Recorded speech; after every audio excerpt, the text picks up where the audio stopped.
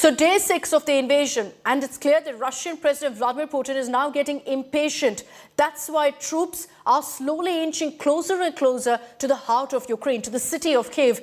And there are big signs that indicate that Russia is going to launch its next big mammoth attack on the Ukrainian capital, much like what played out in Ukraine's second biggest city of Kharkiv. In our next report, we decode the 5 biggest signs that indicate that Kyiv could come under fire next.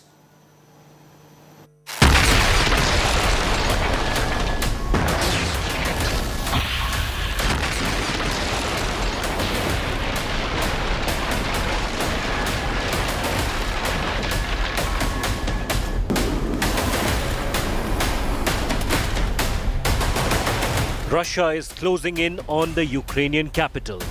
Almost under siege for over 3 days, Kyiv is fighting back. But there are 5 big ominous signs of a big attack by Russian forces on Kyiv, which has so far been guarded well by Ukrainian troops. The biggest sign of an attack is Russia calling for immediate evacuation of Kyiv. Satellite images accessed show 3-mile-long tank columns on the road to the city. Ukraine is bracing for the big attack. Not only are the Ukrainian forces bolstering its defenses on the outskirts of Kyiv, citizen soldiers are also organizing suburban deployments. Ukraine is also consistently attempting to target Russian missile positions.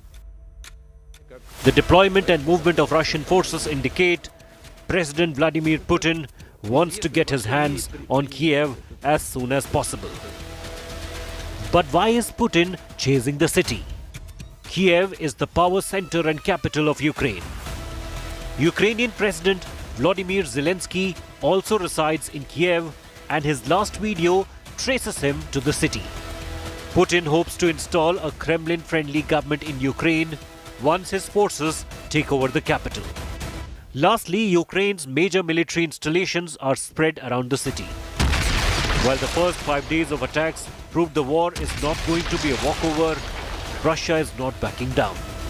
It continues its advance towards Ukraine's crown jewel, Kyiv. With Gaurav Sawant and Rajesh Pawar in Kyiv, Bureau Report, India Today. And we're also constantly tracking what's playing out on the ground. We've got our reporters in Kyiv, which is now clearly the next target for Russian troops. Rajesh Pawar from India Today, who's been getting you these elaborate reports of what's playing out, got us this report also, where air raids were witnessed. And this was at a time when peace talks were taking place during the 3.5-hour meeting between Russia and Ukraine, when suddenly unprecedented bombing was heard around. Rajesh. I'm right now in my hotel in the city center, Kyiv city center, and I just heard 3 big explosions. In last 10 minutes, 3 explosions, one after another, big explosions, one of them very close to me. I believe these were the cruise missiles fired by the Russian army into Kyiv. Also, in last 15 minutes, the air alarm signal, the air alarm siren went out 6 times. Warning all citizens in the city to move out of their houses and go to some bomb shelter or to metro shelter, or maybe in the basements of their houses if they have one. So if this is happening after a gap of 30 hours now, at this time when the talks were going on, I take this as a signal that talks have failed and the war will resume now, and at a much harder scale and a much bigger scale from tomorrow onwards. This is Rajesh Pawar for India Today from Kyiv city center. So air raids, explosions, and for obvious reasons, there's growing fear among Ukrainians living in the capital. Hundreds, therefore, have taken shelter now at metro and railway stations. People are scared of incoming missiles, and the bone-chilling cold isn't helping them. Many have huddled together with their families, the little children, and gathered at these railway stations. Gaurav Sawant gets us this report from inside the railway station.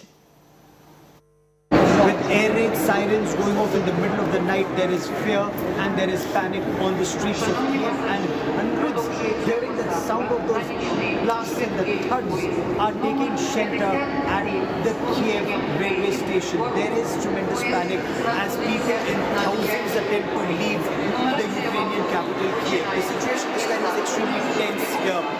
Talks between Belarus and Ukraine did not really succeed, is the impression, because moments after those talks ended, the blasts were heard, the air raid sirens were heard, and people started taking shelters either in underground basements of their buildings or in metro stations or here at the Kyiv Central Station. Their attempt, as far as the locals are concerned, is just to get out of Kyiv and get to the latest town. Those who come from outside, foreign tourists, whether they are or foreigners living in Ukraine, whether they are living in any part, their attempt is to get to Lviv, which is close to the border with Poland, and then try to get to Poland. Now, there are 4 Indian ministers who are in neighboring countries in an attempt to facilitate the departure of Indian students. But will they be successful in terms of reaching the borders? That's the biggest challenge just now, because hundreds of students, hundreds of Indians here in Kyiv, they tried to get into these trains that were leaving, but not many succeeded initially. They will perhaps try once again tomorrow and in the days to come. But before they're successful in boarding these trains and getting to Ukraine's borders, the challenge of reaching the railway stations, the challenge of dodging the Russian assault is enormous. With cameraman Pavan Kumar in Kyiv, Ukraine, Gaurav Sawant for India Today. So more and more people there gathering at railway stations, huddling together, knowing that a big attack is imminent. Here's why.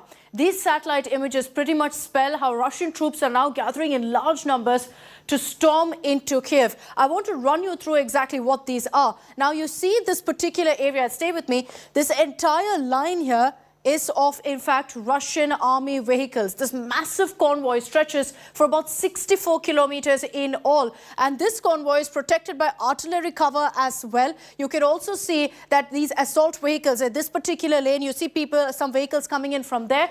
All of these are vehicles moving into the convoy after attacks in nearby places, which is why you see burning houses also there, very close to where the convoy is traveling. So you can see that they are in the north of Kyiv, very close to a city, to a part called Ivankiv, which is very close to the heart of the capital itself. They're moving from the south of Belarus right into the heart of the city. So let me break that down for you again. What you see right now here is the Russian military convoy. We've zoomed that in further for you. You see a number of vehicles that are tanks. You've got armed artillery vehicles, all of that. Very close to that area here, we noticed plumes of smoke coming up. And these are homes that have been set on fire. Now, here's another angle of this, in fact, long line of armoured trucks, assault vehicles. This is north of Ivankiv, very close to the heart of Kyiv, the capital itself. This stretches for 64 kilometers. That's how much of, in fact, weaponry of troops movement very close to the capital of Ukraine. Now, what we're also noticing is while homes are burnt, if you zoom into, in fact, the troop movement and the vehicles that have gathered, you also see that artillery is nearby. So Russia is moving forth a huge, amount of troops, of vehicles, of armed vehicles, all of that moving in part of the convoy. Now, that's what we're showing you as well. As we zoom in, you can see close by also trucks carrying arms, carrying weapons, troops also on the ground, part of the Russian military convoy. And around this particular area, you can see also that there are a number of homes that have been set on fire. What we did is we kept moving through the entire road, even in these areas where there aren't, many buildings, any of that. You see how the entire road is filled with, in fact, this military convoy. It stretches for 64 kilometers, according to, in fact, these satellite images. Now, we showed you yesterday how the Antonov airport was targeted by Russian troops. It also led to Mriya, which is the world's largest cargo aircraft, being destroyed. You can see that, in fact, the convoy is very, very close to that airport. This is the convoy right here. This is the airbase, so very close by. They're moving forward, and you can also notice how there's artillery cover nearby on the sides as well as ahead.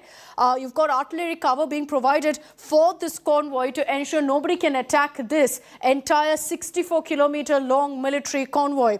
Now, I did show you how the airport is so very close.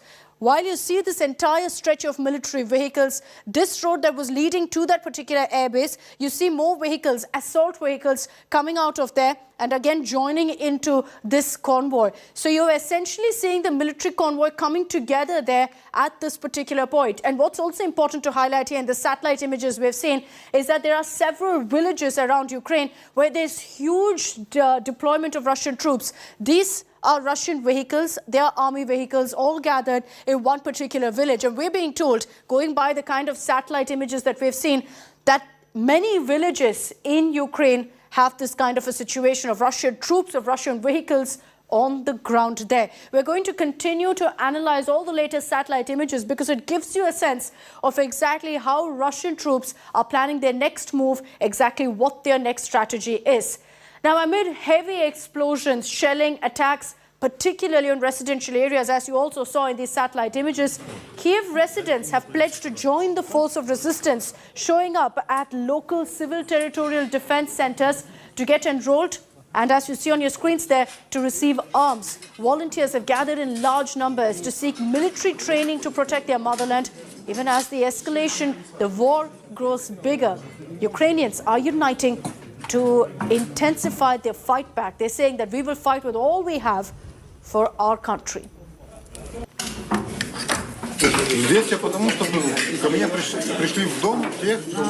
I am here because those whom we are not glad to see knocked on my door. And I believe everyone who can resist must do so, because it is our home and we must defend it. Why? Because in 2014 I joined a volunteer battalion, and now it is time to do it again. That is why I came here, to sign a contract with the Territorial Defense Unit. So we've given you a sense of what's playing out in the capital city of Kyiv. But India Today has got, in fact, reporters stretched across Ukraine to tell you how things are playing out in different parts of the country. India Today's Natalia is in Lviv city, showing us the ground reality of what's happened in the war-ravaged country in her city. She's saying that there is a sense of normalcy in the city because, remember, Lviv is in western Ukraine, which largely remains untouched when compared to other parts of Ukraine. But there is still, of course, that sense of fear among locals. My name is Natalie Mavshovich. I'm originally from Kyiv, but now I'm reporting from Lviv, where I came 2 days ago with my family because it was too dangerous in Kyiv. It's now pretty safe in Lviv. There are people on the streets and cars. And nothing dangerous is actually going on. There are a couple of sirens during the day and more at night that alarm people of air attack danger, and they hide in shelters all over the town. There are a lot of volunteers working here, try to find place for people from different towns of Ukraine to live and also help them to cross border to Poland and to flee from Ukraine. What concerns food and in supermarkets and drugstores, a lot of them are taking cash for the time being, and I tried buying some products yesterday and the shelters were empty. You couldn't buy buckwheat or eggs, but during the day they came and refilled. Unprecedented scenes that have been playing out in Ukraine, and many of the Ukrainians there have a sense of disbelief that this is what's happening in their soil. As I mentioned, right now on day 6, everyone's talking about the capital of Kyiv. But through the day yesterday, the curfew was lifted, and India Today's Rajesh Pawar was out there on the streets, and he witnessed unprecedented scenes, from an alleged invader being apprehended, being pinned down to the ground, to heartbreaking scenes at the city hospital.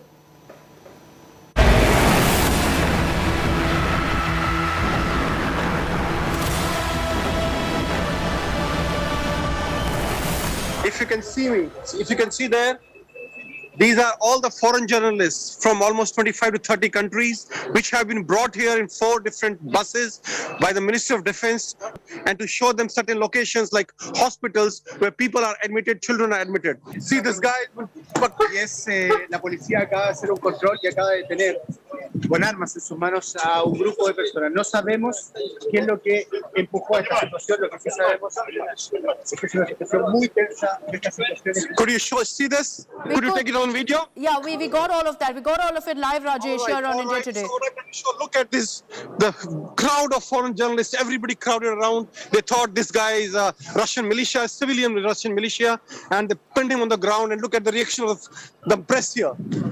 These are the journalists from almost 30 countries around me, and look how they're reacting. This is like in the middle of the road. What these people have done, they are trying to put some kind of obstacles or trying to remove something.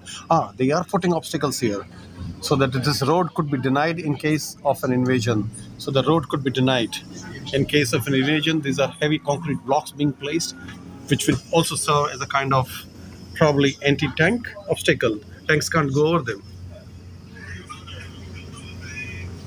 And this is in the middle of a normal highway here, normal main road in the middle of the Kyiv city. This is a residential block almost in the center of the Kyiv city, which has been hit by a missile day before yesterday night. And this is next to a big supermarket here, one of the biggest in Ukraine, Novus, and see the queue. Queues are starting from there all the way. They're going, this is the same queue going around, then taking a circle here and people standing here. It's a continuation of same queue here, same queue continuing till here. I would like to show a bomb site, the place where the bomb fell, a missile fell and a house was damaged and a few vehicles were damaged. I'll turn my camera around if you would focus on that. We can see, Rajesh. Tell us what you're seeing. This is the place where the bomb actually fell, which where it hit the ground. And this is a building behind me, which was totally shattered after the attack, after the bomb fell. The impact, if you could see, has gone beyond 30 to 40 meters all around. And if you see, that is what remains of a car. You know, half of it is strung across the tree. This is the remnants of in fact, 2 cars. If you could see how the effect of the bomb. I'm in the bus which is taking the foreign journalists all over the Kyiv city and to some destinations. This bus has been organized by the Ministry of Defense. There are here journalists from many countries which are being taken around, and they're taking us to some location now to show us things related to war. So how did it happen? This attack happened? Can you come here, please? It happened on Saturday, and now we can see a 13 years little boy who are suffering because of aggression, and that's terrible things is happening now in Ukraine, and the children are suffering, civil people are suffering, and it's not normal that just civil people are injured and are dying, and one boy was killed. This is a basement of the hospital, because they've shifted all the children from top floor, there are 5 floors here, they've shifted them down to the basement for safety reasons, so that if there is an air attack, the children are safe. If you can see here, the children are there, they're not in space here, but children are there, they'll be safe here, and that's why they were brought here. If you see there are injured people here, there are more injured children. There, if you see the corner, there are more injured children. Can you please show on there? So there are injured children everywhere, and everybody has been shifted to the basement for their own safety. This is Rajesh Pawar reporting for India Today from Kyiv.